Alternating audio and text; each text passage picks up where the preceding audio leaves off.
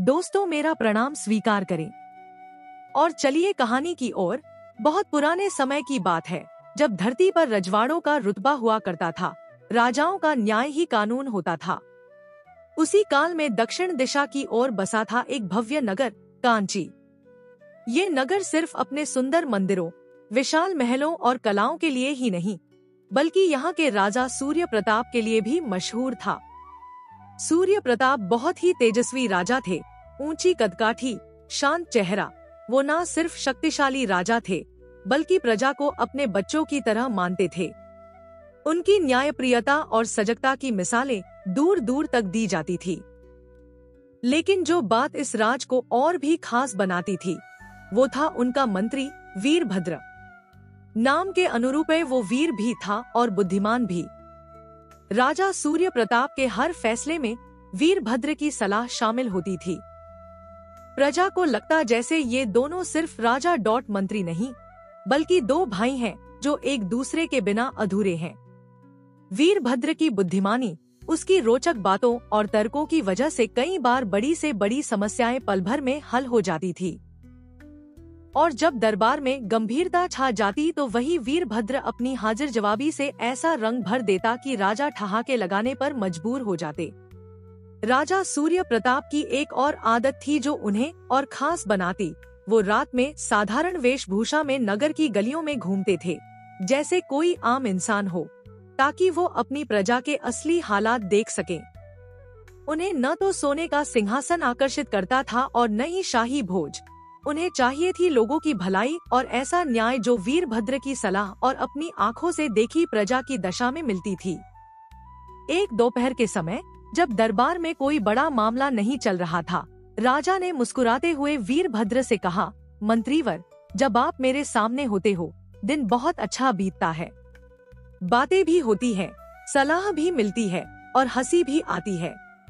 लेकिन जैसे ही आप जाते हो, महल में सूनापन छा जाता है। कभी कभी तो लगता है जैसे कोई जरूरी बात कहनी थी, पर आप जा चुके होते हो और फिर अगली सुबह तक इंतजार करना पड़ता है।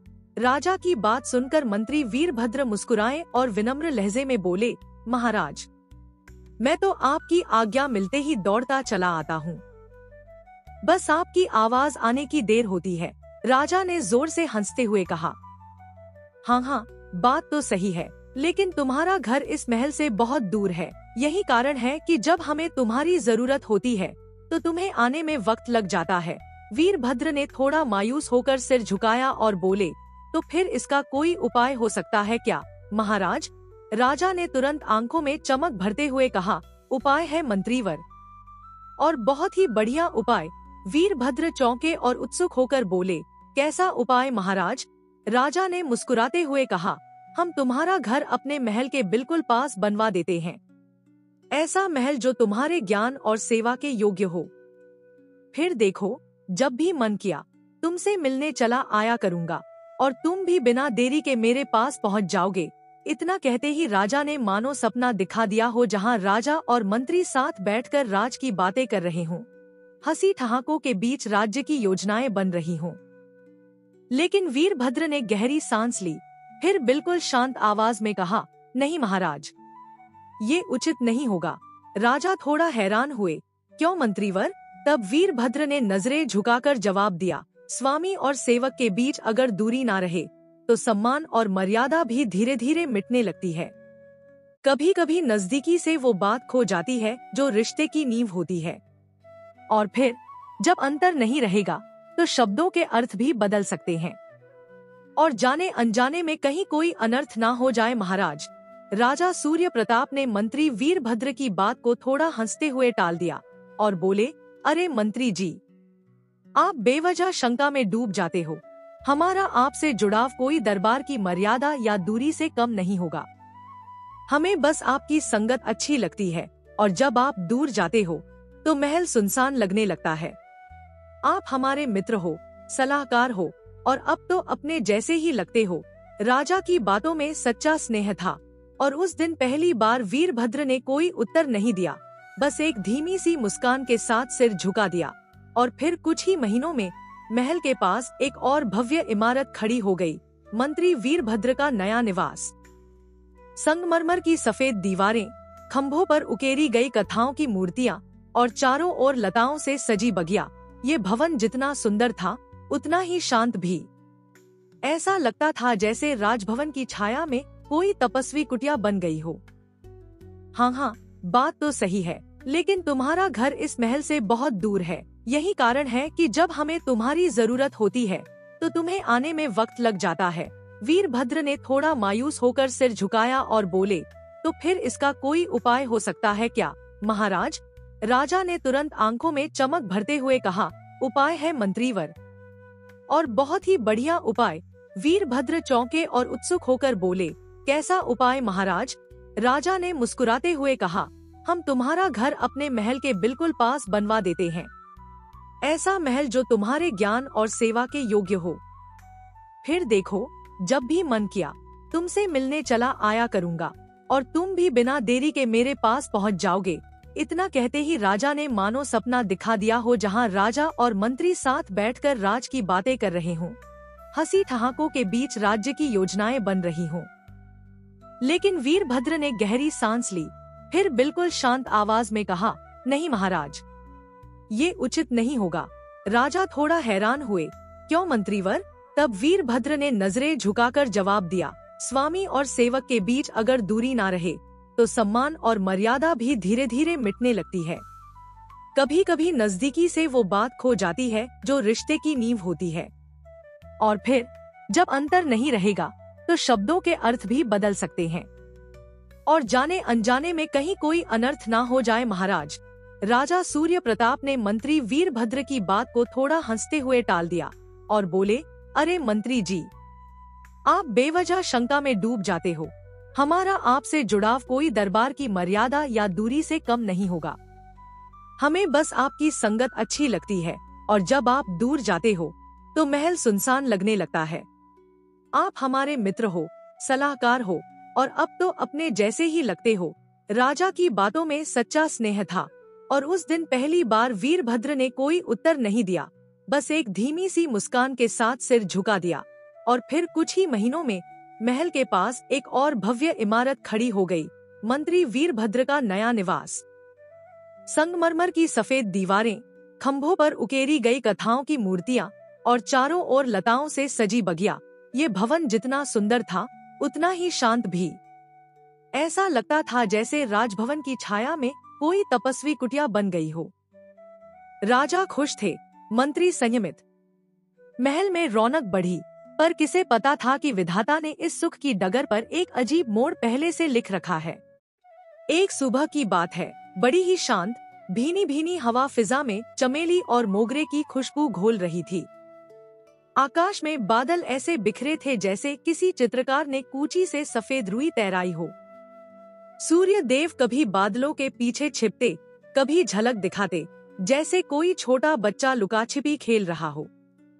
चारों ओर पक्षियों का कलरव था, जैसे पूरी प्रकृति जाग चुकी थी पर अभी भी उनीदी थी। उस सुंदर भोर में वीरभद्र का पुत्र विक्रम अपने नवनिर्मित भवन की छत पर जा पहुंचा। उम्र में जवान, तेजस्वी चेहरा और आंखों में चमक। वह बालकनी की रेलिंग से झुककर नीचे के बागीचे को निहार रहा था। हरियाली में आंखों को ठंडक मिल रही थी। तभी एक अजीब सा कंपन उसकी आत्मा में हुआ, जैसे समय एक पल को ठहर गया हो। उसकी नजर एक दिशा में जाकर अटक गई। वहाँ गुलाबों की झाड़ियों के पास एक युवती खड़ी थी, पर वो सिर्फ युवती नहीं थी, वो जैसे भोर का रूप बनकर आई हो। लंबे घने बाल, पीले रंग की रेशमी साड़ी, आंखों में अद्भुत गहराई और चाल में ऐसी नजाकत जैसे ठंडी हवा भी रुककर उसे रास्ता दे दे। विक्रम उसे देखता रह गया, बोलना तो दूर, सांस लेना भी भूल गया था। विक्रम की नजरें जैसे ठहर सी गई थी।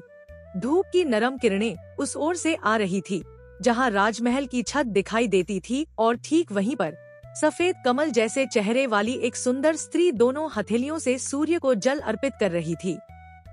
उसने धीरे से हाथ ऊपर उठाए, जल बहाया और सूरज की ओर आंखें मूंदकर सिर झुका दिया, जैसे वो कोई साधारण स्त्री नहीं, बल्कि खुद कोई देवकन्या हो जो पृथ्वी पर कुछ पलों के लिए उतरी हो। उसके बाल लंबे, काले और खुले हुए थे, हवा में लहराते हुए उसके रूप को और अलौकिक बना रहे थे। उसकी दहशती इतनी संतुलित थी जैसे किसी शिल्पकार ने महीनों लगाकर किसी देवता की मूर्ति गढ़ी हो। विक्रम ठगा सा बस उसे देखता रह गया, एकटक, बिना पलक झपकाए। उसे बाद में पता चला कि वह कोई सामान्य स्त्री नहीं, बल्कि स्वयं महाराज सूर्य प्रताप की पुत्री राजकुमारी रत्नावली थी। रत्नावली, एक ऐसा नाम जो सुनते ही कानों में शहनाइयां सी बजने लगे। राजकुमारी जल अर्पण के बाद बिना इधर उधर देखे अपनी छत से भीतर चली गई, लेकिन विक्रम वहीं खड़ा रहा, जैसे उसके जीवन की दिशा ही अब बदल चुकी थी। जब वह नीचे उतरा तो मन में हलचल थी, आंखों में वही चेहरा और दिल में एक नया सपना, उस राजकुमारी का हमसफर बनने का। उसी बेचैनी में वह सीधे अपने पिता वीरभद्र के पास पहुंचा, जो उस वक्त दरबार के लिए तैयार हो रहे थे। विक्रम ने थोड़ा संकोच करते हुए कहा, पिताजी, मैं राजकुमारी रत्नावली से विवाह करना चाहता हूँ। कमरे में सन्नाटा छा गया। वीरभद्र ने पलटकर उसकी तरफ देखा और अगले ही पल उनका चेहरा तमतमा उठा। क्या कहा तूने? विक्रम, तेरा दिमाग तो ठीक है, ये कैसी मूर्खता है? महाराज सूर्य प्रताप सिर्फ हमारे राजा ही नहीं, हमारे स्वामी हैं, और तू उन्हीं की बेटी के बारे में ऐसी बातें कर रहा है? तू जानता भी है कि हमारी और उनकी मर्यादा में कितना अंतर है। तेरे मन में ऐसी बात कैसे आ गई? विक्रम चुप रहा, पर उसकी आंखों में कोई डर नहीं था, बस वही चेहरा घूम रहा था, राजकुमारी रत्नावली का। विक्रम के चेहरे पर एक संकल्प दिख रहा था। उसने अपने पिता की आंखों में झांकते हुए कहा, मैं कुछ नहीं जानता पिताजी, मुझे इस जीवन में अगर मैं विवाह करूंगा तो सिर्फ रत्नावली से, और अगर उससे विवाह नहीं हुआ तो मैं न अन्न खाऊंगा न जल पीऊंगा, चाहे मेरी जान ही क्यों न चली जाए। उसकी आवाज में ना कोई घबराहट थी, ना कोई बचपना, बस एक ऐसी जिद दिखाई दे रही थी। यह कहकर वो सीधा अपने कक्ष की ओर बढ़ा, दरवाजा बंद किया और बिना कुछ बोले बिस्तर पर लेट गया। मंत्री वीरभद्र वहीं खड़े रह गए, स्तब्ध, चुप और भीतर से हिल चुके। उन्होंने अपने बेटे को बचपन से देखा था, वो जब कुछ कह देता था तो करके ही मानता था। उसकी जिद बच्चों जैसी नहीं थी, एक बार ठान ले तो दुनिया हिल जाए, पर वो पीछे न हटे। मंत्री के मन में असंख्य सवाल घूम रहे थे। एक तरफ पुत्र की जीवन की सबसे बड़ी जिद थी और दूसरी तरफ राज्य की मर्यादा, वफादारी और वर्षों पुराना विश्वास।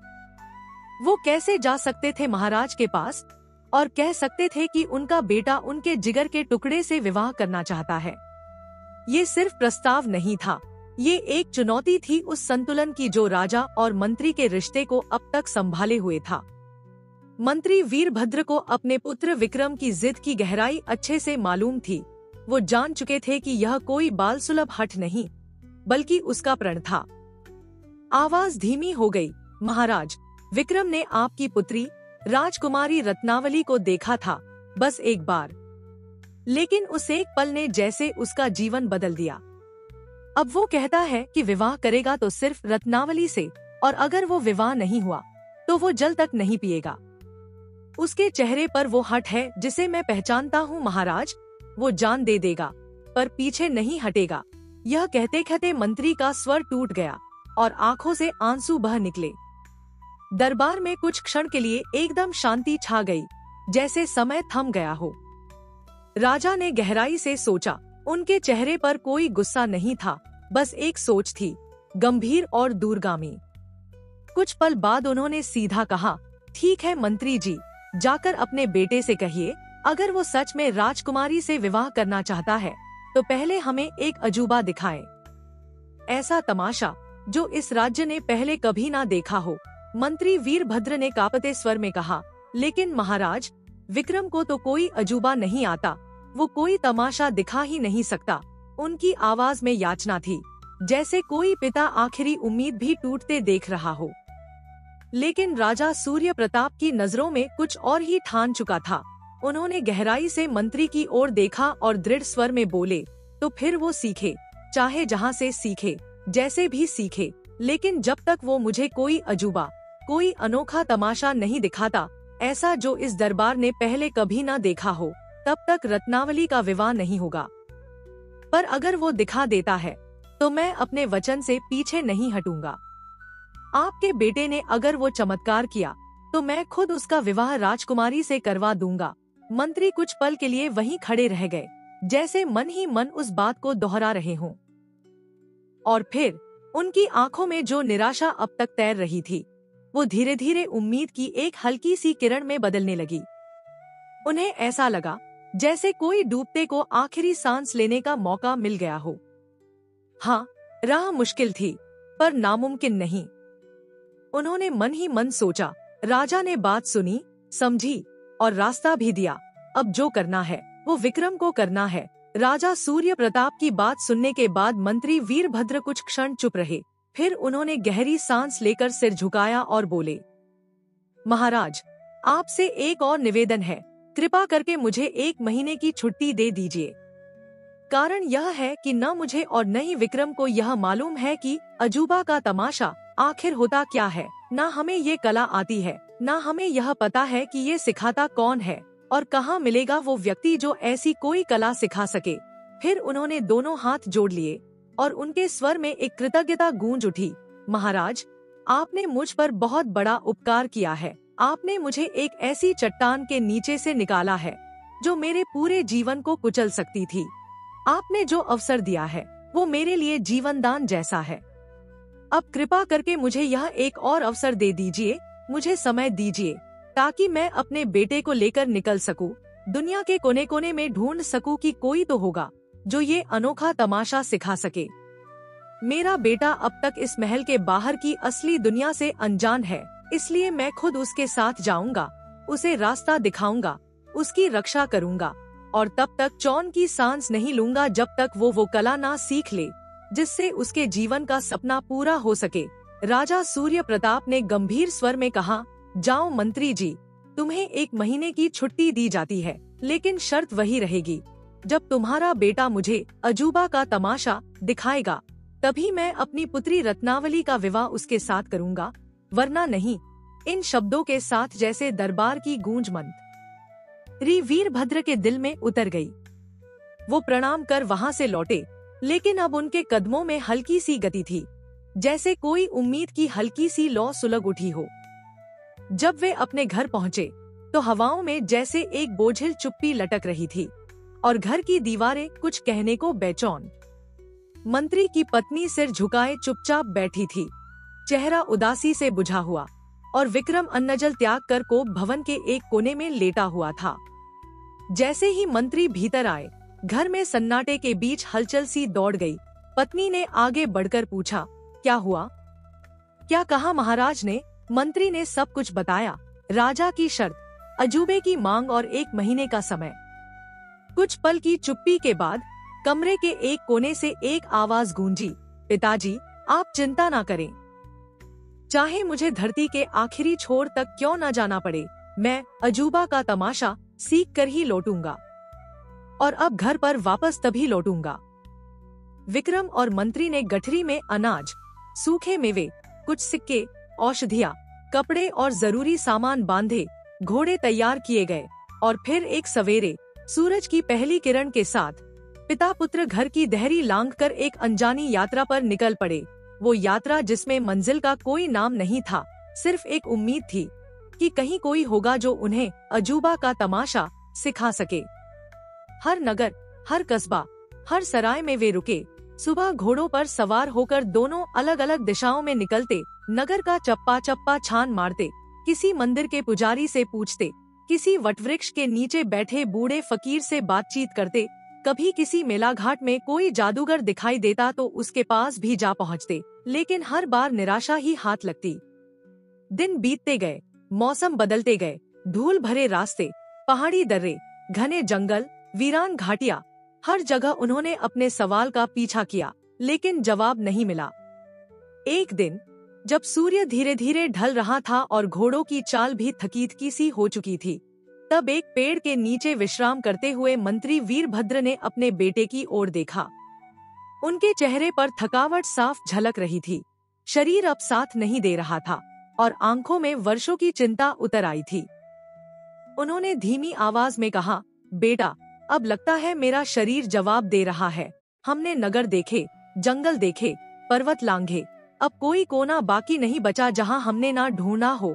अब चलो, लौट चले घर। विक्रम के चेहरे पर दृढ़ता थी, आंखों में एक अलग ही रोशनी, और उसने पिता की ओर देखकर साफ शब्दों में कहा, पिताजी, अगर थक गए हैं तो आप लौट सकते हैं, लेकिन मैं नहीं जाऊंगा। जब तक अजूबा नहीं सीखता तब तक घर वापसी नहीं। मंत्री कुछ बोल न सके और ऐसे ही चुपचाप गर्म हवा और धूल से भरे एक अनजान गांव की पगडंडी से होकर निकल पड़े। दोपहर अपने चरम पर थी, आसमान से आग बरस रही थी। दोनों के कपड़े पसीने से भीगे हुए थे, होंठ सूख चुके थे और कदमों की चाल थम सी गई थी। तभी सामने एक बड़ा बरगद का पेड़ दिखा। उसकी घनी छाया ने उन्हें थोड़ी राहत दी। वहीं बैठ गए। कुछ ही दूरी पर एक पुराना कुआं था। विक्रम ने डोल निकाला, मटके में पानी भरा और दोनों ने वो ठंडा पानी पिया और फिर रोटियां और चने निकाले। और कुछ पल बाद जब शरीर थोड़ा चौतन्य हुआ तो पिता पुत्र की नजर उस रास्ते पर पड़ी जहां एक हलवाई बैठा था, गर्म कड़ाही में कुछ तलता हुआ। उनकी नजर उस चटकते तेल और मिठास भरी महक की ओर खिंच गई। दोनों बिना कुछ बोले ही उसकी ओर बढ़ चले, मन में यही कि चलो थोड़ी जलेबी ही खा ले, शायद मन भी मीठा हो जाए। लेकिन जैसे ही वे पास पहुँचे, वहाँ जो देखाए उसे देखकर उनकी आंखें फैल गईं, सांसें थम सी गईं और उनके मुंह से एक साथ निकला, उफ़, ये क्या गजब है, ये तो चमत्कार है। भट्टी की गर्मी दूर से ही महसूस हो रही थी और कड़ाही से उठती मीठी महक हवा में घुल चुकी थी। हलवाई मिट्टी से बने चबूतरे पर बैठा था और उसकी भूरी पगड़ी पसीने से भीग चुकी थी। सामने अंगारों से जलती बड़ी सी भट्टी सुलग रही थी, जिस पर कड़ाही में जलेबियां गोल गोल घूम रही थी। लेकिन जो चीज मंत्री वीरभद्र और विक्रम की आंखों को जड़ कर देने वाली थी, वो ये थी कि उस भट्टी के नीचे जलती आग में लकड़ी नहीं, बल्कि उस हलवाई की एक टांग लगी थी। जी हाँ, उसकी अपनी टांग। भयानक लपटें उसकी टांग को छू रही थी। अंगारे जल रहे थे, पर उसके चेहरे पर न शिकन थी, न दर्द, बस वही शांत भाव, जैसे कुछ हुआ ही न हो। मंत्री जलेबी खरीदने आए थे, पर अब हाथ पीछे और निगाहें सामने, वे एकटक उस अद्भुत दृश्य को घूरते रहे, जैसे पूरे शरीर में सन्नाटा छा गया हो। थोड़ी ही देर में हलवाई ने अपनी कड़ाही से सुनहरी, रस टपकाती जलेबियां बाहर निकाली और फिर भट्टी से अपनी टांग खींच ली। दोनों की सांसें थम गईं, लेकिन अगले ही पल जब उन्होंने देखा कि वो टांग पूरी तरह सुरक्षित, बिना किसी जलन या घाव के एकदम ठीक ठाक थी, तब उनके होश उड़ गए। मंत्री से रहा न गया। उन्होंने तुरंत झुककर हलवाई से पूछा, श्रीमान, आपकी टांग भट्टी में जल रही थी और अब ये वैसी की वैसी, ये क्या चमत्कार है, ये कैसे संभव है? हलवाई ने बड़ी ही शांत और उदासीन आवाज में कहा, ये चमत्कार नहीं, अजूबा का तमाशा है। जब मंत्री और विक्रम ने अजूबा का तमाशा अपने सामने होते देखा, तो जैसे किसी टूटते हुए दीपक में फिर से लौ जल उठी। वर्षों की थकान, महीनों की तलाश और मन के भीतर की वो अधूरी आस, सब एक ही पल में जैसे उठ खड़ी हुई। हलवाई के उस शांत मगर रहस्यमय जवाब ने उन्हें जगा दिया था और अब वे जानते थे, यही है वो कला जो महाराज ने चाही थी, और शायद यही है वो रास्ता जो विक्रम को राजकुमारी रत्नावली तक पहुंचा सकता है। मंत्री के चेहरे पर वर्षों बाद एक सच्ची चमक लौट आई और विक्रम की आंखों में पहली बार उम्मीद के आंसू थे। मंत्री ने हाथ जोड़कर विनती की, भाई साहब, क्या आप मेरे बेटे को ये अजूबा का तमाशा सिखा सकते हैं? हलवाई ने बिना हिले डुले सीधे नजरों में झांकते हुए कहा, सिखा सकता हूँ, लेकिन इसके लिए बड़ी कीमत चुकानी पड़ेगी। क्या दे सकोगे? विक्रम ने तुरंत कहा, हाँ, जितनी भी कीमत हो, हम देने को तैयार हैं। हलवाई ने आवाज में थोड़ी गंभीरता लाते हुए कहा, ठीक है, 1000 अशर्फियां लगेंगी। ये सुनकर मंत्री ने बिना देर किए कहा, मंजूर है, मैं तुम्हें 1000 अशर्फियां दूंगा, बस मेरे बेटे को ये तमाशा सिखा दो। बरगद की छाव में बैठे मंत्री और विक्रम को जैसे जीवन की सबसे बड़ी उम्मीद की किरण दिखी थी। मगर हलवाई की अगली बात ने उस उम्मीद को एक पल में सिहरन में बदल दिया। उसने गहरी नजर से विक्रम को देखा और बोला, लेकिन एक बात जान लो, ये तमाशा कोई खेल नहीं है। ये कला जितनी चमत्कारी दिखती है, उतनी ही खतरनाक भी है। अगर तन और मन एक सा मजबूत न हो, तो सीखते सीखते जान भी जा सकती है। सोच लो, अगर तैयार हो तभी आगे बढ़ें, वरना अभी पीछे हट जाओ। ये सुनकर मंत्री का चेहरा जैसे पीला पड़ गया। उन्होंने चौंक कर पूछा, जान जा सकती है? ये कैसी विद्या है भाई? हम तो समझे थे कोई चलताऊ तमाशा होगा, लेकिन अगर इसमें जान का खतरा है तो मैं ये सिखाने नहीं दूंगा। मेरा तो एक ही बेटा है। मगर मंत्री का वाक्य पूरा भी नहीं हुआ था कि विक्रम जैसे फट पड़ा, नहीं पिताजी, मैं पीछे नहीं हटूंगा। अगर जान भी चली जाए तब भी मैं ये कला सीखूंगा।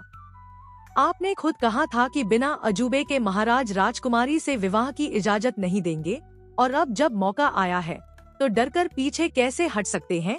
विक्रम की आंखों में ऐसी आग थी जो डर को भस्म कर दे, और उसकी आवाज में वो संकल्प था जो वर्षों तक जिंदा रहता है। मंत्री ने चुपचाप पोटली खोली और एक एक करके वो 1000 अशर्फियां हलवाई के सामने रख दी।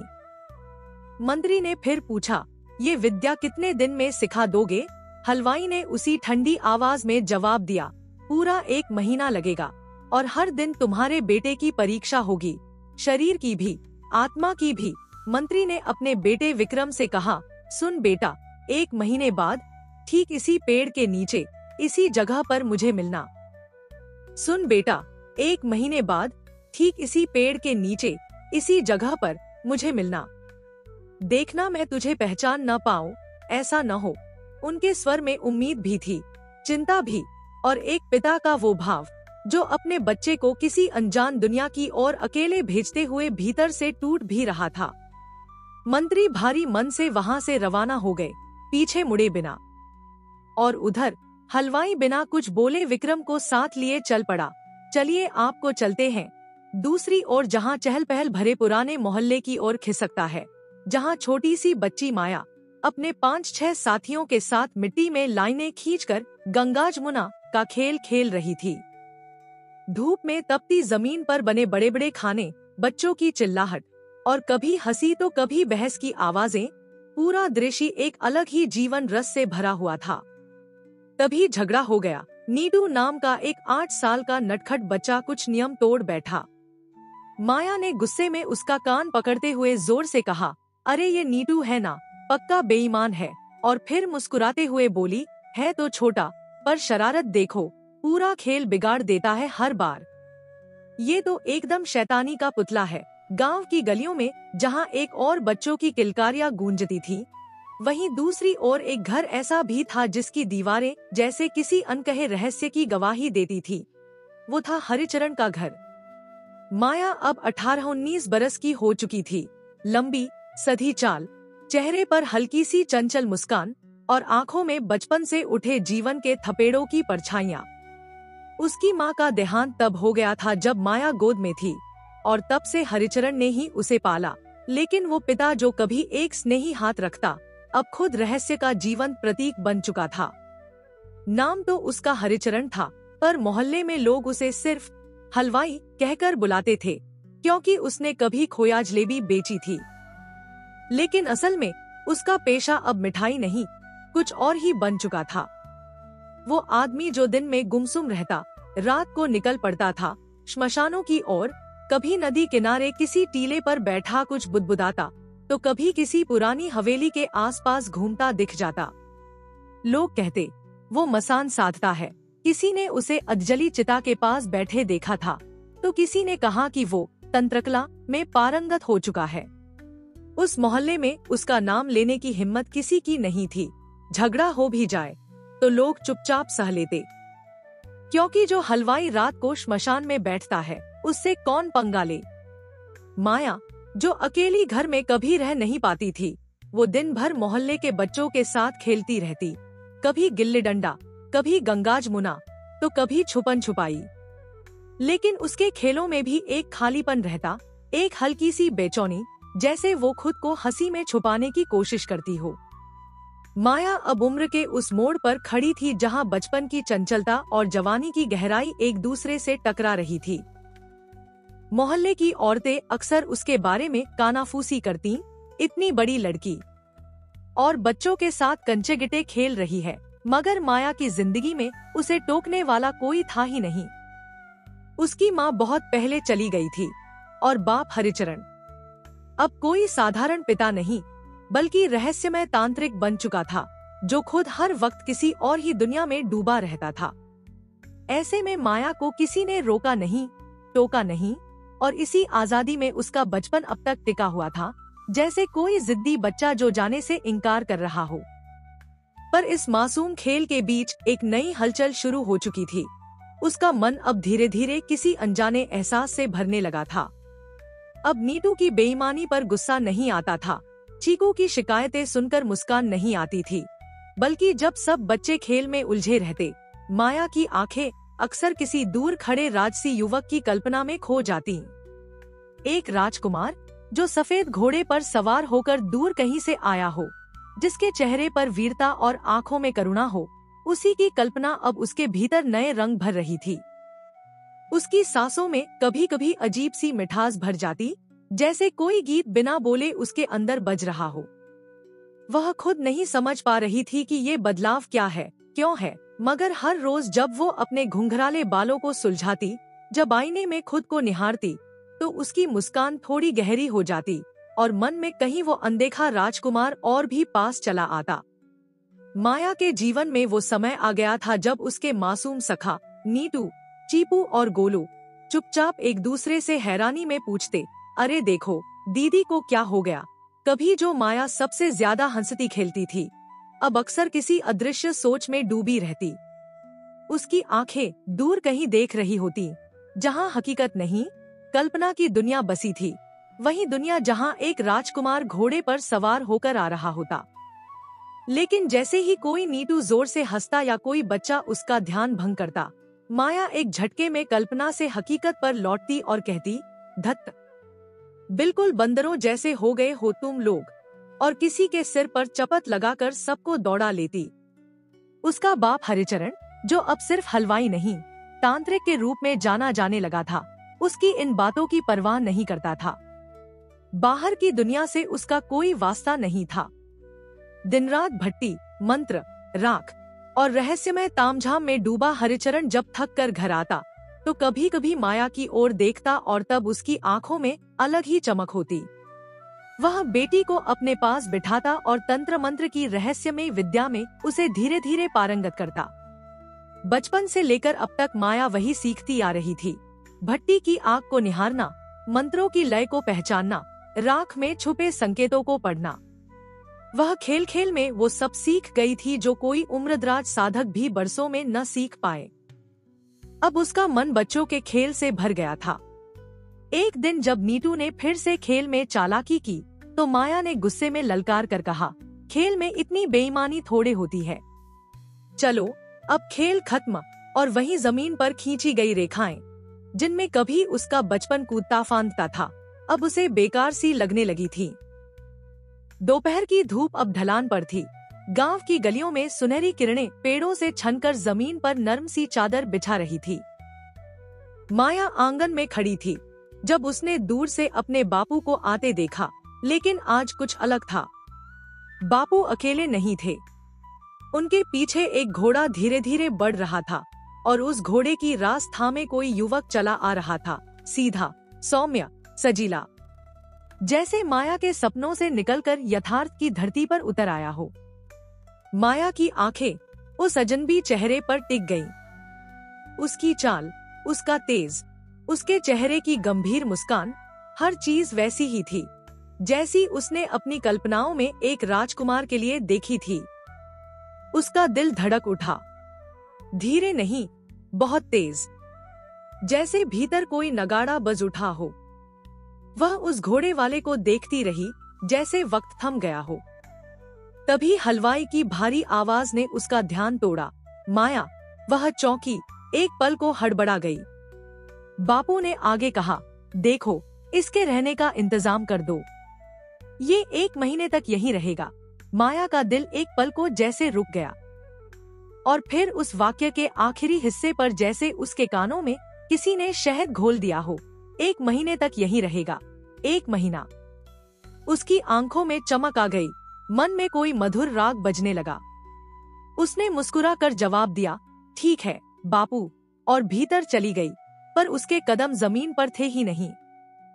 विक्रम का उसका तेज, उसका शांत चेहरा जैसे उसकी आंखों में बस गया था। भोजन के बाद शाम ढल चुकी थी। आसमान पर हल्का हल्का अंधेरा उतर रहा था। हलवाई ने विक्रम को लेकर मकान के अंदर एक पुराने हिस्से की ओर कदम बढ़ा, जहां एक सीलन भरी, दीवारों से खुरचती हुई सी एक कोठरी थी। अंदर घुसते ही विक्रम की सांस रुक सी गई। हलवाई ने गहरी आवाज में कहा, तुम्हें 1 महीने तक यहीं रहना होगा, इसी कोठरी में। इस कमरे से बाहर तुम बिल्कुल भी नहीं निकलोगे। चाहे बाहर आंधी चले, बिजली गिरे, कोई दरवाजा पीटे या कोई चीख सुनाई दे, तुम्हें बाहर नहीं जाना है, वरना साधना टूट जाएगी और उसका असर जानलेवा हो सकता है। वो कुछ पल रुका, फिर सख्त लहजे में बोला, हर दिन 4 घंटे की साधना होगी, और उस समय की ऊर्जा इतनी भारी होगी कि आसपास की हवा भी कांप उठेगी। विक्रम कुछ कह पाता, इससे पहले ही हलवाई बाहर निकल गया और दरवाजे पर सांकल चढ़ा दी। अब वो बाहर बैठ गया, लकड़ी के एक पटरे पर पालथी मारकर बैठा और आंखें बंद कर गूढ़ मंत्रों का जाप शुरू कर दिया। अंदर विक्रम अंधेरे में खड़ा कांप रहा था। कोठरी की दीवारें खुरदुरी थी, एक कोना सीलन से भरा था और भीतर की हवा में जैसे बरसों की घुटन समाई थी। उसने कोठरी का कोना कोना देखा, एक पुराना दीपक, कुछ राख और दीवार पर किसी अनजानी भाषा में खुदे हुए अक्षर। कोठरी के भीतर जैसे मौत की सांसें गूंज रही थी। दीवारों पर फैली खून की छींटों ने माहौल को और भी डरावना बना दिया था। सीलन की दुर्गंध ऐसी थी जैसे कोई बहुत पुराना राज इस कमरे की हवाओं में सड़ रहा हो। विक्रम ने ऊपर नजर डाली। छत मोटी लकड़ी की शहतीरों से बनी थी, जिनमें से कुछ जर्जर हो चुकी थी, जैसे किसी भी पल टूटकर गिर पड़ेंगी। हलवाई बाहर बैठकर आंखें मूंदे जोर जोर से मंत्र पढ़ रहा था। उसकी आवाज लगातार गूंज रही थी, गूंज इतनी भारी कि लगता जैसे जमीन कांप रही हो। और तभी अचानक एक कड़कड़ाहट सी हुई, जैसे छत का कोई हिस्सा दरक गया हो। विक्रम ने सिर घुमाकर ऊपर देखा तो उसकी आंखें फटी की फटी रह गईं। एक भारी शहतीर सीधा उसकी ओर गिर रहा था, पर उसी पल उसने खुद को झटके से एक और फेंक दिया। धम्म की आवाज के साथ वह शहतीर जमीन पर आ गिरा, ठीक उसी जगह जहां कुछ पल पहले वो खड़ा था। एक बाल तक को खरोंच नहीं आई, लेकिन उस पल की तेज धड़कन, उस झटके की सनसनाहट जैसे उसकी रगरग में दौड़ गई। उस सड़ीसड़ी सीलन भरी कोठरी में, जहां हर सांस में डर था और हर परछाई में मौत छुपी बैठी थी, विक्रम की धड़कनें तेज होती जा रही थी, जैसे खुद दिल चेतावनी दे रहा हो कि अब बस समय आ गया है। उसने देखा, जो भारी शहतीर कुछ पल पहले नीचे गिरा था, वो खुद बखुद हवा में ऊपर उठा और फिर से अपनी पुरानी जगह पर जाकर अटक गया। पर तभी जैसे नियति ने फिर से वार किया हो, ठीक उसके सिर के ऊपर की छत से एक और शहतीर झपटता हुआ नीचे गिरा। लेकिन विक्रम की छठी इंद्रिय जैसे जाग चुकी थी। उसने बिजली की तेजी से खुद को एक और फेंक दिया, और फिर वही चमत्कार, गिरा हुआ शहतीर भी लौटकर छत में समा गया, जैसे कुछ हुआ ही न हो। अब ये घटनाएं एक के बाद एक इतनी तेजी से घटने लगी कि विक्रम की आंखों के सामने सब कुछ घूमने लगा। उसे लग रहा था जैसे खुद काल उसे घेरने चला आ रहा है, जैसे मौत का नाच इस कोठरी में शुरू हो चुका है।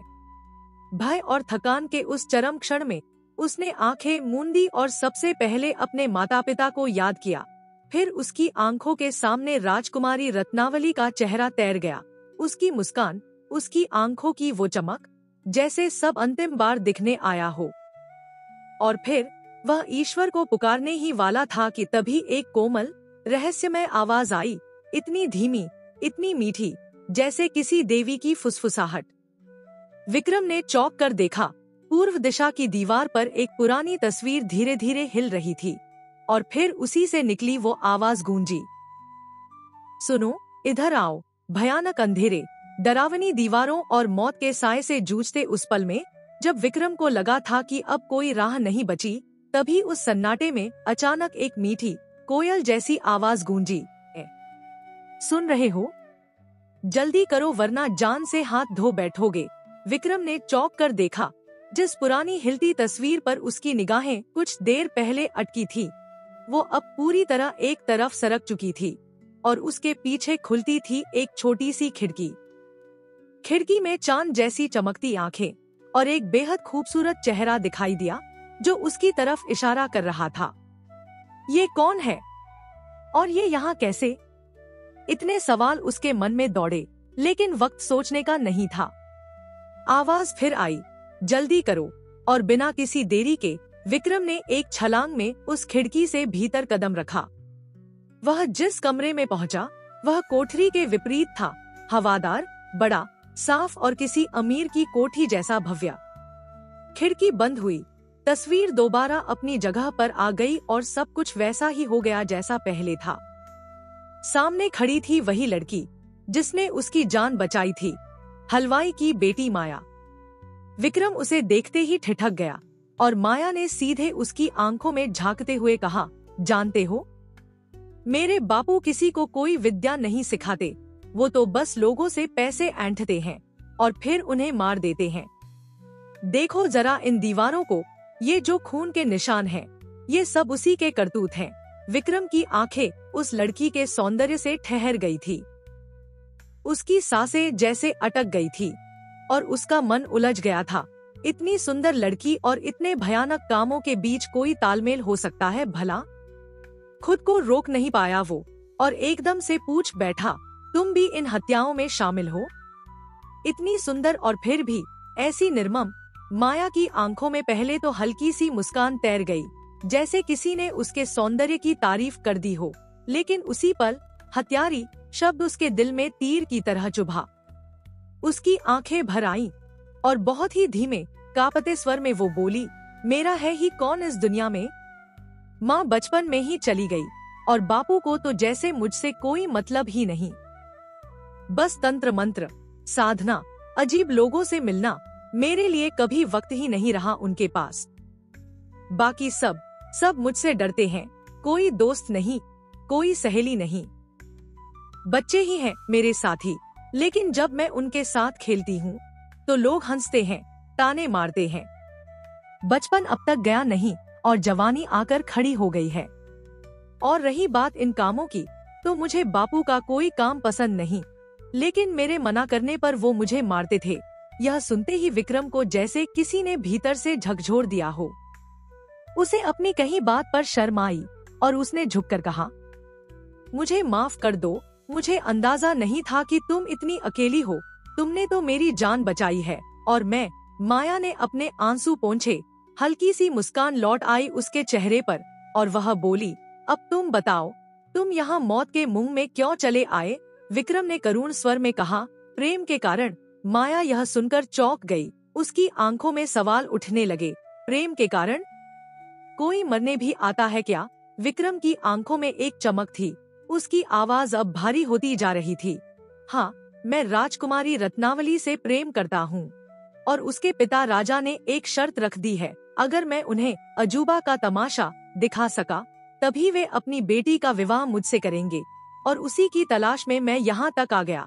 यह सुनकर माया का चेहरा जैसे एक क्षण में सैकड़ों भावों से गुजर गया। पहले आश्चर्य, फिर हल्का सा दर्द।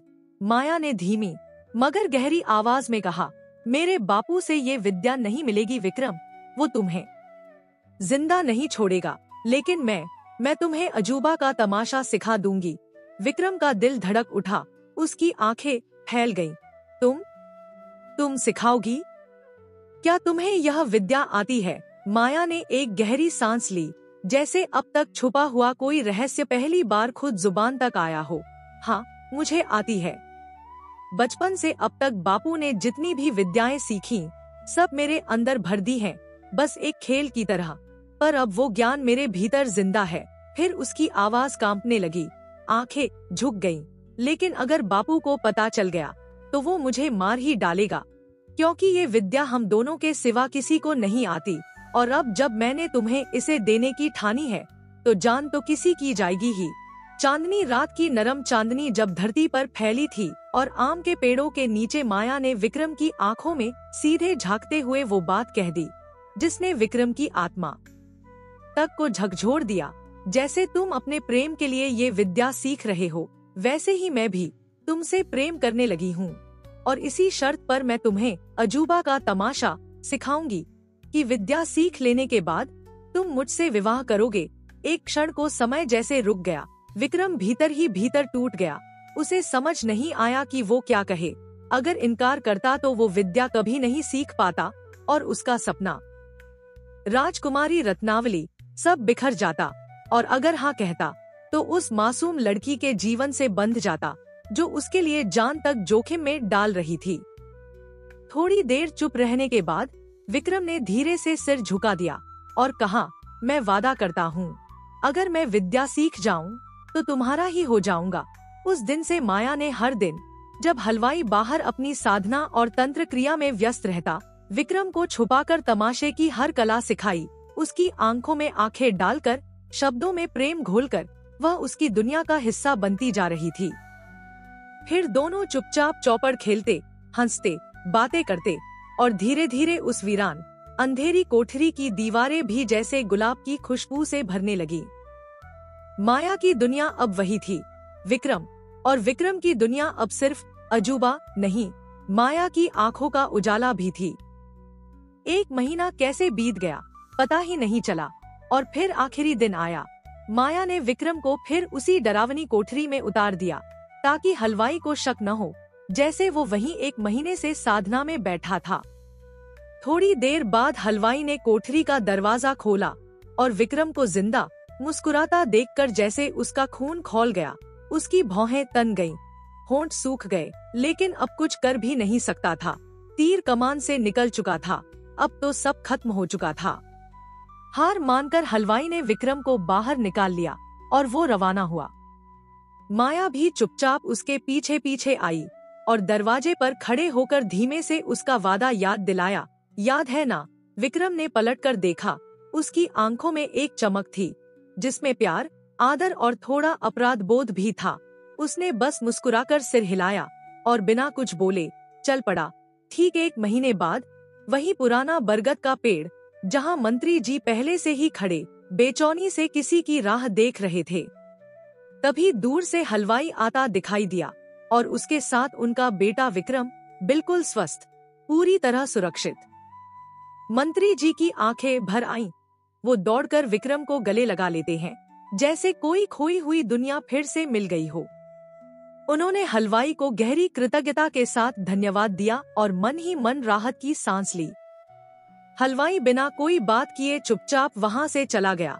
तभी विक्रम ने धीरे से कहा, पिताजी अब घर चलिए, बहुत दिन हो गए। चूल्हे की रोटियों की खुशबू, माँ की यादें, सब कुछ बहुत याद आता है। लेकिन जैसे नियति को कुछ और ही मंजूर था। उसी क्षण मंत्री जी के मन में एक विचार कौंधा। उन्होंने बड़ी चतुराई से कहा, बेटा जब इतना धन लगा है तो जरा वो तमाशा तो दिखाओ जो तुमने सीखा है। जितना खर्च हुआ है उतना ही धन अगर वापस आ जाए तो। विक्रम चौंका, कुछ कहना चाहता था।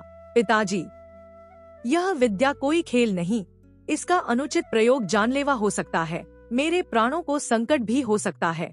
पर मंत्री जी ने वो बात हवा में उड़ा दी। बस एक बार बेटा, एक बार, उसके बाद कभी नहीं कहूँगा। विक्रम जानता था कि अब मना करना व्यर्थ है। उसने गहरी सांस ली, आंखें बंद की और बोला, ठीक है, मैं आपको दिखाता हूँ। मैं अब एक कटार का रूप धरूंगा, आप उस कटार को बाजार में जाकर बेच दीजिए। यह कहकर उसने धीरे धीरे मंत्रों का उच्चारण शुरू किया। उसके होठों की हर हरकत के साथ हवा थरथराने लगी। 3 बार उसने गोल घूमते हुए फिरकी सी चक्कर लगाई और अगले ही पल वहाँ एक जगमगाती, बेशकीमती, रत्नों और हीरों से जड़ी हुई राजसी कटार जमीन पर रखी थी। ऐसी कटार जिसे देखकर लगता था जैसे किसी देवता की देन हो। जैसे ही मंत्री जी ने उस बेशकीमती कटार को देखा, उनकी आंखें कुछ पल के लिए चौंधिया गईं। वो कोई साधारण अस्त्र नहीं था, वो तो जैसे किसी कालखंड की विरासत हो जो सैकड़ों सालों बाद फिर से प्रकट हुई हो। उसकी मूठ पर जड़े हीरे किसी नक्षत्र की तरह दमक रहे थे। उसके ब्लेड पर जड़े रत्न इंद्रधनुष की तरह रंग बिखेर रहे थे और उसकी बनावट ऐसी कि जैसे कोई देवशिल्पी स्वयं इसे घड़ कर गया हो। मंत्री जी ने बिना वक्त गवाए उसे एक कीमती रेशमी कपड़े में लपेटा और जल्दी जल्दी कदमों से बाजार की ओर निकल पड़े। बाजार में जैसे ही उन्होंने कटार को दिखाया, धनी रईसों और जागीरदारों की भीड़ टूट पड़ी। हर कोई उसे अपनी शान का प्रतीक बनाना चाहता था। कोई उसे महल की दीवार पर टांगने का सपना देख रहा था, तो कोई उसे युद्ध में अपने साहस का प्रमाण बनाना चाहता था। चारों तरफ शोर उठने लगा, बोलियां लगने लगी। 5,000, 6,000, 7,000। और फिर जब सब थमने ही वाला था, एक नामी जागीरदार ने 10,000 अशर्फियों की ऊंची बोली लगाकर सबको चौंका दिया। कटार अब उसकी हो चुकी थी और उसके चेहरे पर जीत की चमक साफ दिखाई दे रही थी। कटार उसके जीवन की धड़कन बन गई। वह उसे हर समय अपने पास रखता, सोते हुए भी, चलते हुए भी, महफिल में या एकांत में। उसने उसके लिए खास 2 विश्वस्त नौकर नियुक्त किए, जो हर रात उसके सोने के बाद कटार की निगरानी करते थे। जागीरदार ने उन्हें स्पष्ट चेतावनी दे रखी थी, अगर किसी ने भी इस कटार को बिना इजाजत छुआ तो अंजाम भुगतने को तैयार रहे। बाजार में कटार के लिए जो छीनाझपटी और लालच दिखा था, उसने जागीरदार के मन में एक डर भर दिया था कि कहीं कोई चोर, कोई पुराना दुश्मन या कोई सनकी संग्रहकर्ता इसे हथियाने की कोशिश न कर बैठे। वह अब कटार को ऐसे सहेजने लगा था जैसे कोई माँ अपने नवजात को, हर पल उस पर नजरें गड़ाए, हर आहट पर सतर्क। और उधर जागीरदार की ये कटार पर टिकी सनक अब विक्रम की जान के लिए खतरे की तरह बन चुकी थी। आधी रात का समय था, जब सब सोने वाले सपनों में डूब जाते हैं। तब जागीरदार अपने बिस्तर पर घोड़े बेचकर खर्राटे मार रहा था। उसकी भारी सांसें पूरे कमरे में गूंज रही थी। कमरे के बीचों बीच एक लकड़ी की मेज पर वह बेशकीमती कटार रखी थी, जो अब भी मंद मंद रोशनी बिखेर रही थी। 2 सशस्त्र पहरेदार कमरे में अलसाए बैठे थे। थकान और ऊब उनके चेहरों पर साफ थी। एक ने मुट्ठी में तंबाकू मली, दूसरे को पकड़ाई और धीरे से फुसफुसाया, भाई समझ नहीं आता, ये जागीरदार इस कटार के पीछे इतना पागल क्यों है। दूसरा हल्की हंसी में बोला, बड़े लोगों की बड़ी सनके, तू देख न कैसी रोशनी फैल रही है इससे। लेकिन चल बाहर चले, थोड़ा दम तो ले, इतनी रात को कौन इसे उठाकर भाग जाएगा। दोनों दरवाजे की तरफ बढ़ गए और कमरे में सन्नाटा गूंजने लगा। बाहर पूर्णिमा का चांद मानो आसमान में थाल की तरह चमक रहा था। उसकी दूधिया रोशनी पूरे आंगन में इस तरह बिखरी थी, जैसे धरती पर किसी दूसरी ही दुनिया की छाया उतर आई हो। उधर नीम के पेड़ के नीचे दोनों पहरेदार अपनी कटारों को जमीन पर टिकाकर बैठे थे। एक ने लंबी सांस लेते हुए कहा, अब इस जागीरदार की नौकरी नहीं हो पा रही भाई। मैं तो सोच रहा हूँ कहीं और नौकरी ढूंढ लूं।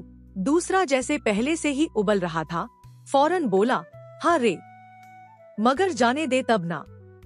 बस गालियां ही नहीं देता, हाथ भी चला देता है। क्या बताऊं, तनख्वाह काम की लेते हैं, मार खाने की नहीं। अब ये भी कोई इंसानियत है। पहला थोड़े गुस्से में बोल पड़ा, तूने देखा था ना कल, बेचारा छुट्टन बस थोड़ा सा तेल गिरा बैठा और इसने इतना मारा कि उसके मुंह से खून बहने लगा।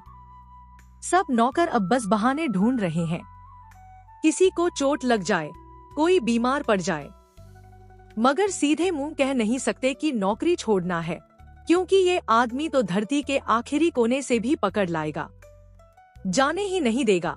दोनों की आंखों में थकान और डर दोनों साफ झलक रहे थे, मगर दिल के कोने में एक छोटी सी उम्मीद भी थी, कोई चमत्कार हो, कोई ऐसा मोड़ आए कि इस दरिंदगी से सबको छुटकारा मिल जाए। और शायद उस रात ऊपर वाले ने उनकी सुन भी ली थी। हाँ, जैसे ही वो दोनों पहरेदार अपनी चिंता और जागीरदार की करतूतों में उलझे बैठे थे, उधर मेज पर रखी कटार अचानक हल्के हल्के खिसकने लगी और फिर एकदम से 2 तीव्र फिरकियां खा गई। अगले ही पल कटार की जगह वहां एक अजीब सा जीव खड़ा था, न तो वो पूरी तरह इंसान दिखता था, न ही पूरी तरह अलौकिक। उसके सिर से पैर तक गहरे नीले रंग की चमचमाती पोशाक थी, सर पर लोहे का गोल टोप और कंधों पर पंख जैसे कुछ फैल रहे थे, जो चांद की रोशनी में किसी पक्षी के पंखों जैसे चमक रहे थे। उसकी चाल ऐसी थी जैसे धरती पर नहीं, किसी ऊंचाई से उतर रहा हो। वो तेजी से अकड़ते हुए सीधे उन पहरेदारों की ओर बढ़ा, और जैसे ही पहरेदारों ने उसकी झलक देखी, उनकी बोलती बंद हो गई, सांसें गले में अटक गईं और आंखें फटी की फटी रह गईं। उन्होंने खुद अपनी आंखों से देखा, वो चमकता हुआ अजीब पोशाक वाला प्राणी अचानक हवा में अपने दोनों हाथ उठाता है और फिर बिना किसी सहारे के हवा में ऊपर उठता चला जाता है। चांद की सीधी किरणों को चीरता हुआ नीले आकाश में विलीन हो जाता है। दोनों पहरेदार अब भी वहीं खड़े थे, जैसे उनके शरीर पत्थर के बन गए हों। उनकी आंखों में डर था, रोमांच था और एक ऐसा दृश्य जिसे उनकी जिंदगी में पहले कभी नहीं देखा गया था। अगली सुबह जब जागीरदार की आंख खुली, उसने सबसे पहले वो मेज देखी और उसकी रगों में सन्नाटा दौड़ गया। कटार गायब थी। वो घबरा गया, आंखें लाल, चेहरा पसीने से भीगा हुआ। पूरा कमरा छान मारा, नौकरों से चीखा चिल्लाया, मगर कहीं कुछ नहीं मिला। सुबह होते ही जैसे जागीरदार पर बिजली टूट पड़ी हो, कटार के गायब होते ही उसने पूरे घर को सिर पर उठा लिया। पागलों की तरह दौड़ दौड़ कर हर कोने में झांकता, चिल्लाता, सब बाहर आओ। नौकर चाकरों को एक कतार में खड़ा कर दिया और सांस फूलती हुई आवाज में गरज पड़ा, बताओ किसने ली है मेरी कटार? कौन था जो मेरी अमानत को चुरा कर ले गया? बोलो। लेकिन पूरे आंगन में सन्नाटा पसरा था, सबकी निगाहें जमीन पर, कोई कुछ बोलने को तैयार नहीं। तभी उसने पहरेदारों की ओर घूरते हुए दांत पीसे और चीख पड़ा, तुम दोनों कहाँ मर गए थे उस वक्त? सो रहे थे ना कमबख्तों? पहरेदारों ने कांपती आवाज में कहा, हुजूर, हमने तो एक अजीब इंसान को देखा। वो आपके कमरे से निकला और हवा में उड़ गया। सच में, हमने अपनी आंखों से देखा। ये सुनते ही जागीरदार का गुस्सा 7वें आसमान पर पहुंच गया। उसकी आंखों से अंगारे बरसने लगे। मक्कारों, ऊपर से ये मनगढ़ंत कहानियां सुना रहे हो? उड़ गया। तुम लोग मुझे पागल समझते हो। सच ये है कि तुम सब गहरी नींद में सोए थे और उन्हीं में से किसी ने, जिसने बाजार में हमें खरी खोटी सुनाई थी, मेरी कटार चुरा ली। अब मैं तुम जैसे कायर, बेवफा और निकम्मे नौकर नहीं रखूंगा। इतना कहकर उसने एक मोटा चमड़े का कोड़ा निकाला और उन पर बरसाने लगा। हर चीत्कार के साथ उसका पागलपन और बढ़ता गया। लेकिन हैरानी की बात ये थी कि मार खाने के बावजूद उन नौकरों की आंखों में एक अजीब सी चमक थी, जैसे कोई भारी बोझ उतर गया हो, जैसे कोई वर्षों का बंधन टूट गया हो। और जब जागीरदार ने उन्हें डांटते हुए निकाल बाहर किया, तो वो सब मन ही मन मुस्कुरा उठे, जैसे भगवान ने उनकी सुन ली हो और उस चमकदार कटार के रूप में कोई देवदूत भेज दिया हो, जिसने उन्हें उस जालिम के चंगुल से आजाद करा दिया। इधर उस नीली पोशाक वाला रहस्यमय इंसान हवा में उड़ता हुआ सीधा उस पुराने बरगद के नीचे उतरा। पेड़ की छाया में मंत्री जी अब भी डटे हुए थे, नजरें उसी दिशा में टिकाए जहां से शायद उनका बेटा लौटे। जैसे ही वो चमकीली आकृति जमीन पर उतरी, उसने 2-3 चक्कर काटे और अगले ही पल विक्रम अपने असली रूप में सामने खड़ा था। मंत्री जी की आंखें खुशी से चमक उठीं। बेटा, तू जिंदा है, विक्रम ने मुस्कुराते हुए कहा। हाँ पिताजी, अब चलिए घर। 1000 की जगह 10,000 अशर्फियां मिली है, इससे ज्यादा क्या चाहिए? अचानक उनके चेहरे पर लालच की परछाई छा गई। वो बोले, नहीं बेटा, एक बार और, बस एक बार और। विक्रम ठिठक गया। उसकी मुस्कान धीरे धीरे फीकी पड़ने लगी। वह मन ही मन सोचने लगा, क्या यही वो पिता है जिनकी उंगली थामकर मैं चला? अब उन्हीं के लिए मेरी जान की कोई कीमत नहीं। उसने नम आंखों से कहा, पिताजी, मैं बहुत मुश्किल से वहां से निकला हूँ, अब और नहीं। लेकिन मंत्री जी जैसे सुनने को तैयार ही नहीं थे। बेटा, बस एक बार मेरी बात और मान लो, उसने गहरी सांस लेते हुए कहा। ठीक है पिताजी, अब मैं एक ऊंट का रूप लेता हूँ, लेकिन याद रहे ये आखिरी बार है, मेरी जान खतरे में पड़ सकती है। इतना कहकर उसने आंखें मूंदी, मन ही मन माया का सिखाया मंत्र दोहराया और 2-3 फिरकियां खाते ही वहां एक ऊंट खड़ा था। मन ही मन मुस्कुराते हुए मंत्री जी ने ऊंट की रस्सी थामी और उसे लेकर बाजार की तरफ निकल पड़े।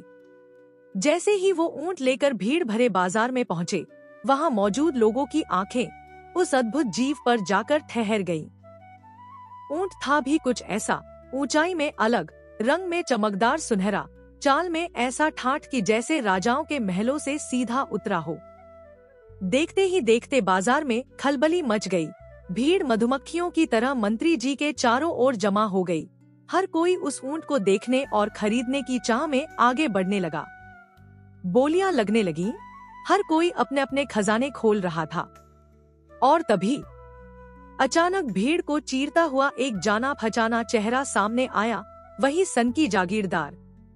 वह इधर उधर ताकते हुए धीरे धीरे बढ़ा, फिर उसकी नजर मंत्री जी पर पड़ी। पहचानते ही खुशी से चीख पड़ा, अरे आप वही हैं ना, जिसने मुझे वो अनोखी कटार दी थी। मंत्री जी ने मुस्कुराते हुए सिर हिलाया। कटार तो नहीं है, मगर ये ऊंट है। जागीरदार की नजरें अब उस ऊंट पर जम चुकी थी। वह बुदबुदाया, मुझे यही चाहिए, ये ऊंट मेरी शान बनेगा, मेरे नाम का डंका बजेगा। बाकी लोग तो अपनी सीमा में दाम लगा रहे थे, लेकिन यह तो जागीरदार था, जिसकी हवस, लालच और दिखावे की भूख उसे हर हद के पार ले जाती थी।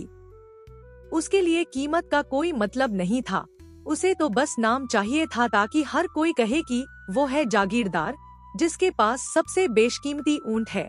अब मंत्री जी साधारण व्यक्ति नहीं रह गए थे, वक्त ने उन्हें एक चालाक और तजुर्बेकार खिलाड़ी बना दिया था। सामने वाला क्या सोच रहा है, किस दिशा में सोच रहा है, यह सब वो अब कुछ ही पलों में समझ जाते थे और ठीक उसी हिसाब से अपना दांव खेलते थे। उन्होंने जानबूझकर ऊंट की बोली को धीरे धीरे ऊपर चढ़ाया और बाजार की भीड़ भी जोश में आ गई। कीमतें बढ़ने लगीं, लोग आगे बढ़ बढ़कर बोलियां लगाने लगे, लेकिन सबको पछाड़ते हुए वही पुराना सनकी जागीरदार बोला, 10,000 अशर्फिया। चारों ओर सन्नाटा सा छा गया। मंत्री जी ने तुरंत सौदा पक्का कर लिया। ऊंट उसके हवाले हुआ और जागीरदार अपनी शान में इतराता हुआ बाजार से बाहर निकलने ही वाला था कि सामने से हलवाई आता दिखा। हलवाई की नजर जैसे ही ऊंट पर पड़ी, उसकी आंखों में चमक दौड़ गई। उसकी तांत्रिक दृष्टि ने ऊंट की चमड़ी के भीतर विक्रम को पहचान लिया। विक्रम, जो उस ऊंट के रूप में बंधा था, हलवाई की तरफ देखते ही सहम गया। अगले ही पल हलवाई गुस्से में दहाड़ा, ये ऊंट कहाँ से लाए हो? ये मेरा है। मेरा? लेकिन जागीरदार कौन सा पीछे हटने वाला था। उसने छाती ठोंकी और गरजते हुए बोला, मैं जागीरदार हूँ। ऐसा ऊंट कोई सपने में भी नहीं सोच सकता। 10,000 अशर्फिया देकर खरीदा है ये, और तू कहता है तेरा है। तेरे जैसे की शक्ल देखकर ही पता चल जाता है कि तूने ऊंट का नाम भी पहली बार सुना होगा। और हाँ, इससे पहले भी मैंने एक कटार खरीदी थी, वह भी इतनी ही कीमत में। हलवाई की आंखें एक पल को भड़क उठीं। उसने गुस्से से कहा, 10,000 अशर्फियों की कैसी कटार? झूठ बोल रहे हो तुम। फिर वह कुछ याद करते हुए झल्लाकर बोला, वो हीरो से जड़ी हुई थी ना? वही। इस पर जागीरदार ने जब ठसक से कहा, हाँ वही थी। तो हलवाई ने तंज कसते हुए उकसाया, तो फिर अब कहाँ है? दिखाओ ना, झूठ पकड़ा गया ना? हो ही नहीं सकती तुम्हारे पास। जागीरदार ने गुस्से में दहाड़ते हुए कहा, वो तो चोरी हो गई थी। और फिर बाहें चढ़ाकर गरज पड़ा, और मुझ पर शक कर रहा है। मुझ पर? अब हलवाई समझ गया कि उसकी बातों से ये उबाल कहीं मारपीट में न बदल जाए और यह सनकी जागीरदार कुछ उल्टा सीधा न कर बैठे, इसलिए उसने तुरंत बात का रुख पलटते हुए मीठी जुबान में कहा, अरे भाई, नाराज क्यों होते हो? मुझसे भूल हो गई। सच कहूँ तो ऐसा ही ऊंट मेरा भी था, मुझे भ्रम हो गया। माफ कर दो यार, मैं तो मूर्ख हूँ, तुम्हें पहचान नहीं पाया।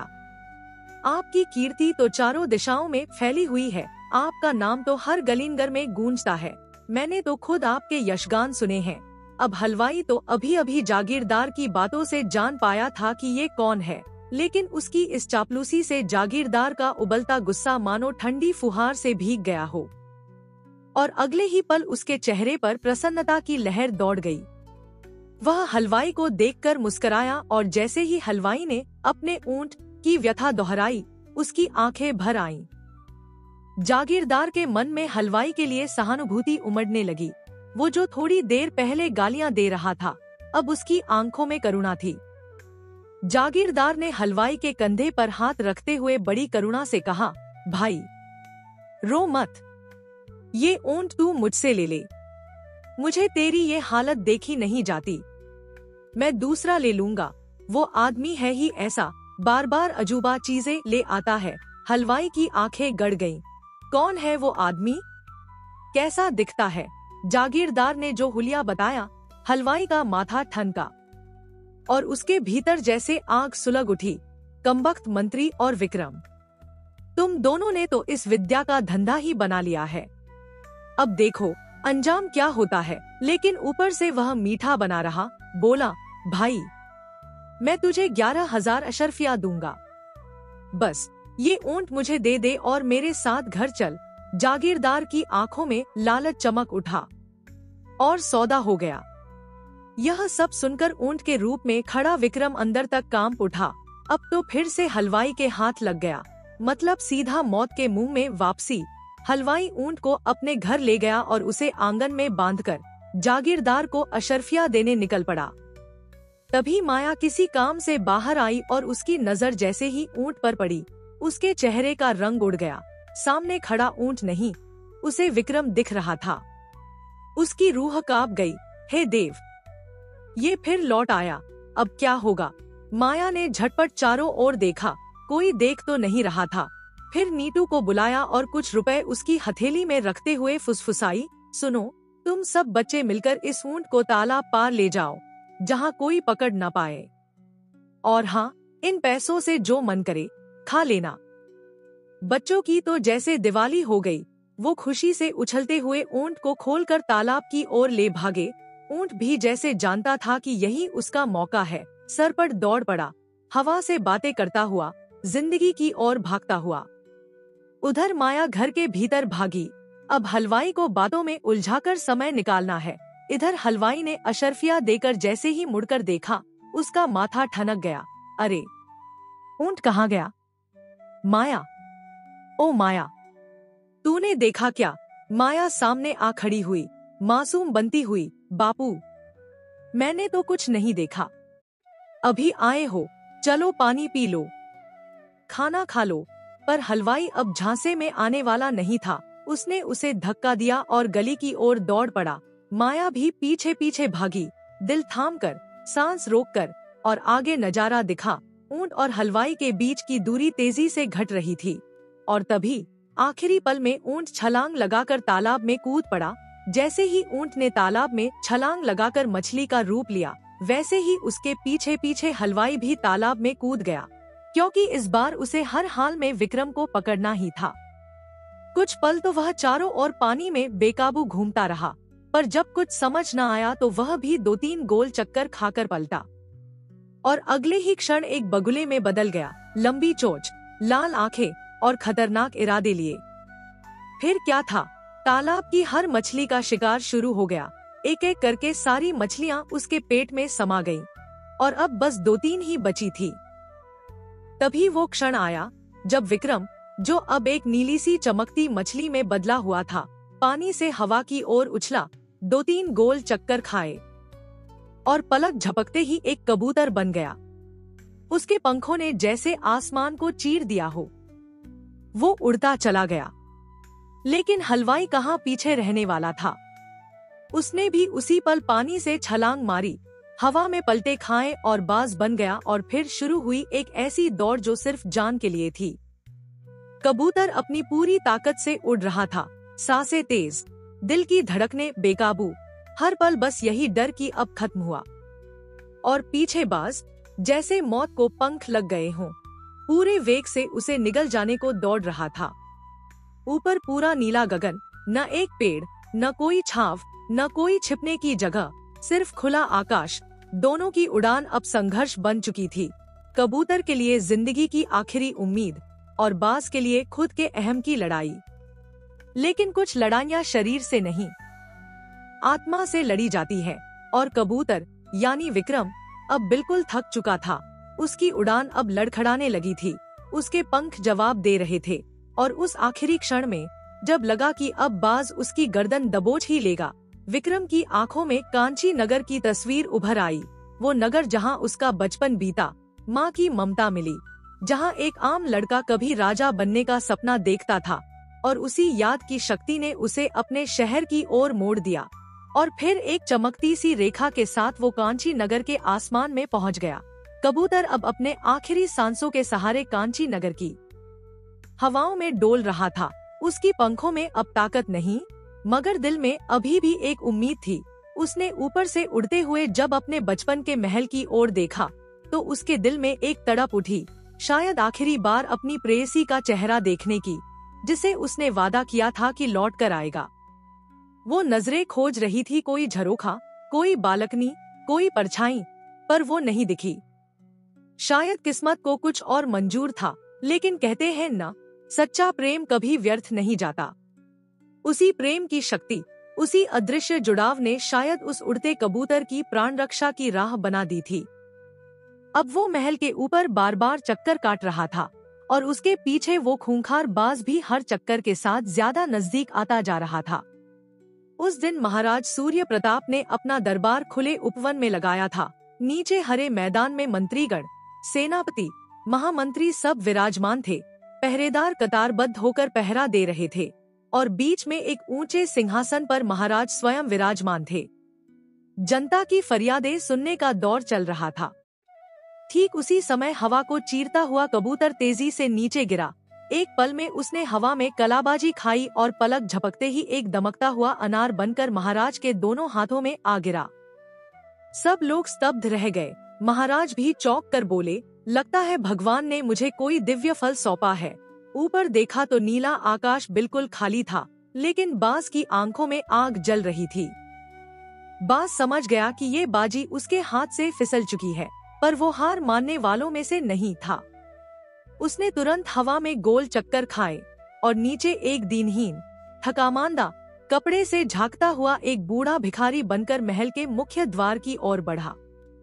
पहरेदारों से रोगा कर बोला, मुझे महाराज से मिलने दो, मेरी जान बस उसी के हाथ में है। उसके चेहरे पर ऐसी लाचारी थी कि पहरेदार उसे महाराज के पास ले आए। दरबार में आकर वो भिखारी झुका और कांपती आवाज में बोला, महाराज, आपकी दानवीरता के गीत मैंने दूर दूर तक सुने हैं। क्या आप मुझे वचन देंगे कि जो मैं मांगूं वो आप मुझे देंगे? महाराज ने सीधा उत्तर दिया, मांगो जो भी चाहो। लेकिन भिखारी वही नहीं था जो दिख रहा था। उसने सिर उठाकर कहा, नहीं महाराज, ऐसे नहीं। पहले 3 बार त्रिवाचा कीजिए, यानी 3 बार संकल्प दो कि जो मांगूं दोगे। यह सुनकर महाराज का मस्तक तमतमा गया, आंखें लाल हो गईं, और सिंहासन पर बैठे बैठे गरज उठे, ये अदना सा भिखारी हमारी बात पर शक करता है। अच्छा ठीक है, सुनो सब लोग, मैं त्रिवाचा करता हूँ, करता हूँ, करता हूँ। अब बोल, क्या मांगता है? भरे दरबार में सन्नाटा पसर गया। जब भिखारी ने अपनी मांग दोहराई, महाराज, मुझे वही अनार चाहिए जो अभी अभी आकाश से आपके हाथों में गिरा था। महाराज चौंके। कुछ पल तक वो चुप रहे और फिर बोले, अरे वो तो भगवान की ओर से आया दिव्य फल है। उसकी जगह मैं तुझे 10 टोकरियां अनार दे दूंगा, लेकिन यह अनार नहीं। मगर भिखारी अड़ा रहा, मुझे और कुछ नहीं चाहिए, बस वही अनार। जब महाराज ने फिर इनकार किया तो भिखारी घूमकर जाने लगा, और तभी महाराज के भीतर के दानी ने सिर उठाया। वो गरजे, ठीक है, ले जा वो अनार। और उन्होंने अनार को भिखारी की ओर उछाल दिया। लेकिन वो फल जैसे ही हवा में गया, खुद ही पलटी खाकर छत से टकराया और जोर से जमीन पर गिरा। पलक झपकते ही वह अनार फूट गया और उसके लाल लाल दाने चारों तरफ बिखर गए। और तभी दरबार के सामने एक ऐसा चमत्कार हुआ जिसे देखकर सबकी आंखें खुली की खुली रह गईं। भिखारी ने जोर से 3 बार घूमकर तीतर का रूप ले लिया और बिजली की रफ्तार से उन दानों को चुगने लगा, एक एक करके सारे दाने। राजा, मंत्री, पहरेदार सब अवाक। कोई कुछ समझ ही नहीं पा रहा था कि यह माजरा क्या है। लेकिन विधाता की लेखनी भी चुप नहीं थी। अनार का एक छोटा सा टुकड़ा राजा के सिंहासन के पीछे छिपा रह गया था, जिसे तीतर नहीं देख पाया। और फिर वो छोटा सा टुकड़ा अचानक हवा में उछला और वो एक भयंकर बिल्ली बन गया, दहाड़ती हुई, और अगले ही पल उस तीतर पर झपटी, उसकी गर्दन दबोच ली और 2-3 झंझोड़ में ही उसे मार गिराया। सबके सामने वो बिल्ली 3 बार पलटी खाकर बदल गई और अब वहाँ खड़ा था साहसी, चतुर और विजयी विक्रम। पूरा दरबार तालियों से गूंज उठा। महाराज आश्चर्यचकित थे। तभी विक्रम ने हाथ जोड़कर सिर झुकाया और कहा, महाराज, ये तमाशा मैंने आपको दिखाया, अब कृपया आप अपना वचन पूरा कीजिए। इतने में हम फतेह कांपते मंत्री जी भी वहां आ पहुँचे। उन्होंने जैसे ही विक्रम को देखा, खुशी के मारे आंखें भर आईं। मेरा बेटा, मेरा विक्रम। और फिर कांची नगर में एक नहीं बल्कि 2-2 शादियों की तैयारी शुरू हो गई। पहले महाराज ने अपनी बेटी रत्नावली का हाथ विक्रम के हाथ में सौंपा और फिर उसी सम्मान से, उसी धूमधाम से विक्रम ने माया से भी विवाह रचाया। कुछ लोगों ने सवाल उठाए, लेकिन विक्रम ने सबके सामने सिर उठाकर कहा, अगर माया नहीं होती तो आज मैं भी नहीं होता। और इस तरह अपना पहला वादा निभाते हुए विक्रम ने अपने प्यार, अपने संघर्ष और अपनी सच्चाई की जीत दर्ज करवाई। कांची नगर फिर से खुशियों से गूंज उठा। हर गली कूचे में बस एक ही नाम था, द ग्रेट विक्रम। दोस्तों, कहानी खत्म हुई। फिर मिलेंगे एक और नई कहानी में, एक नई सीख, नए किरदार और नए सफर के साथ।